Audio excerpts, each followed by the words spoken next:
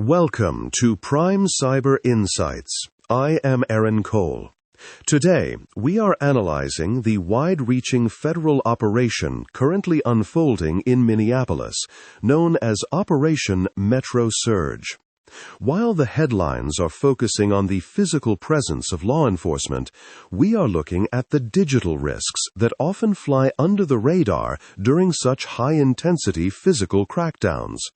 The sheer scale of this deployment suggests a massive, unspoken layer of data collection that warrants a closer look at federal policy. And I'm Lauren Mitchell. With over 2,000 federal agents and potential military intervention on the horizon, we aren't just seeing a physical surge. We are witnessing a massive deployment of surveillance technology that has significant implications for digital privacy and local infrastructure resilience. When we talk about these agents, we have to talk about the portable devices they carry that can intercept communications and map the digital identities of everyone in the vicinity. Right, Lauren. These unmarked convoys and the surge of ICE personnel bring more than just tactical gear. They bring mobile biometric units and likely signal-gathering tools.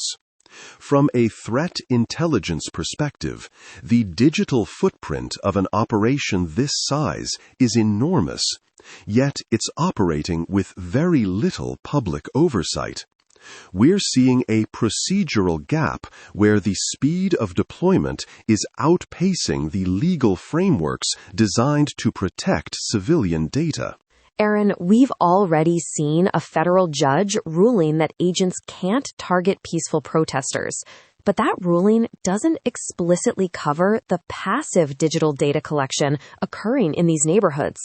When agents break car windows or pepper spray residents, the digital record of those events becomes a focal point for both activists and federal investigators. The risk is that this data is being vacuumed up without specific warrants for every individual caught in the dragnet. The impact on civilian infrastructure is another critical angle we need to consider.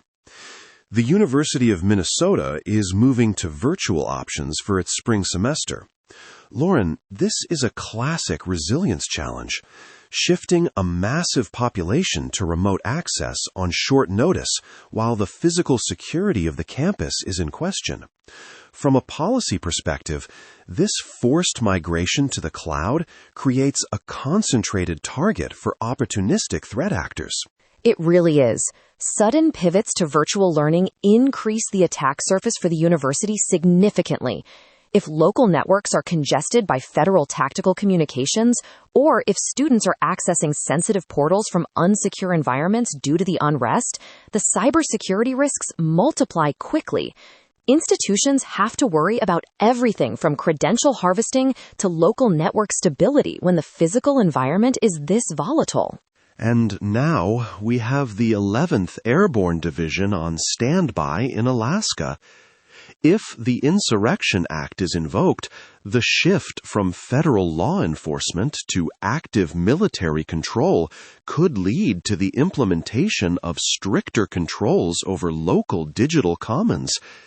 This is a worst-case scenario for digital civil liberties, as military signal interference and control protocols are far more restrictive than standard domestic law enforcement guidelines. That's notable, Aaron.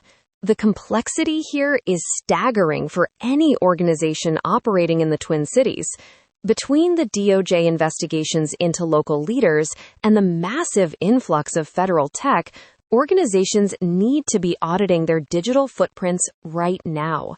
Resilience in this context means being prepared for both the physical and the signal-based disruptions this surge brings. You have to secure your endpoints and your data transit routes immediately. We'll be keeping a close eye on how the surveillance state evolves as this operation continues and if military involvement becomes a reality. Policy transparency is essential in times of crisis to prevent permanent digital overreach. That is all for today's briefing. I am Aaron Cole. And I'm Lauren Mitchell. Stay safe and stay informed. Thank you for listening to Prime Cyber Insights.